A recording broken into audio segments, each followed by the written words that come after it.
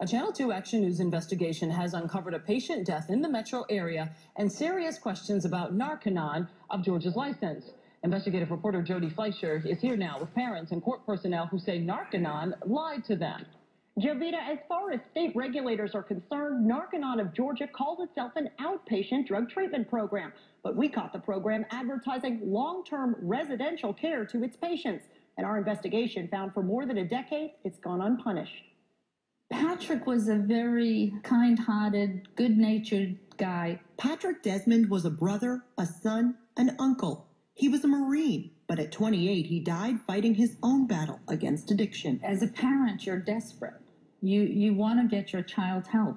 And besides being court-ordered, my son wanted the help. Colleen Desmond found Narconon of Georgia on the internet. She toured classrooms in Norcross and visited the housing off of Roswell Road. We were reassured all along the line this was an inpatient situation. She says that assurance came from Mary Reeser, Narconon's executive director. Patients were monitored 24 hours a day, learning communication skills, spending hours detoxing in a sauna, and taking megadoses of niacin, the treatment plan espoused by Church of Scientology founder L. Ron Hubbard.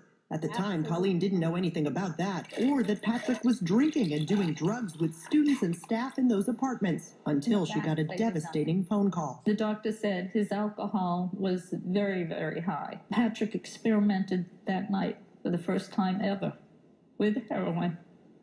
I held him in his bed, and then the doctor came in to turn off the machine.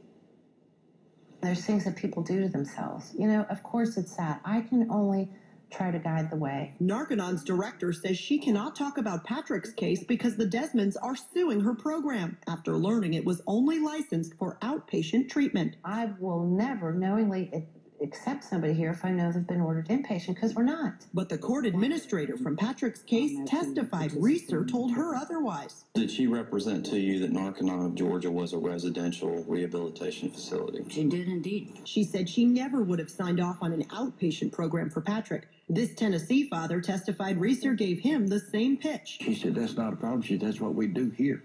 She said, we have inpatient facilities here. In March, 8 out of 8 patients told state inspectors they were in the residential program. In April, 21 out of 28 said they were residential. 2 were court-ordered, and most were here from out of state. But why would those people say they were in a program that was residential if they weren't? You know, I wasn't there when they answered the question. These are not the most truthful people here, but I can promise you somebody comes in, they sign several times that they know we're an outpatient. But 4 years after Patrick's death, Narconon's own website still calls the Georgia program a long-term residential facility. It breaks my heart.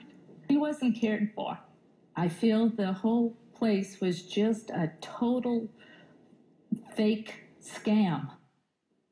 We searched state records and found about a dozen complaints filed in the past decade, but investigators dismissed all of them with no penalty. Tomorrow at 5, a former employee blows the whistle on Narconon of Georgia, saying she was directed to alter the letterhead to mislead drug courts around the country.